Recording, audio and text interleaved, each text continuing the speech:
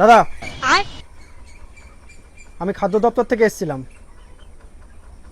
খৈনি আমি খাই না। না না, খৈনি ফেলতে হবে না, আপনাকে কিছু প্রশ্ন করব। হ্যাঁ এই মুরগিগুলো কি আপনার? হ্যাঁ হ্যাঁ, মুরগিগুলোকে আপনি কি খাওয়ান? ওদেরকে বাদাম বাদাম খাওয়াই।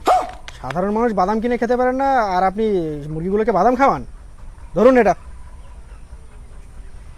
এটা কি? কি এটা পড়ে দেখুন। আমি পড়তে পারি না। পড়তে পারেন না? এটা আপনার নামে 50,000 টাকা জরিমানা করা হয়েছে। চলো ভাই। দাদা। আপনি আবার এসেছেন? হ্যাঁ।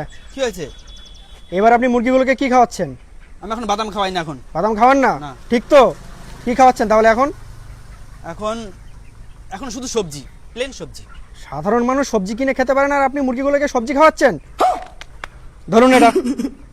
আবার ফাইন? হ্যাঁ, এবার 1 লাখ টাকার। अरे क्या क्या करूं मैं इसका?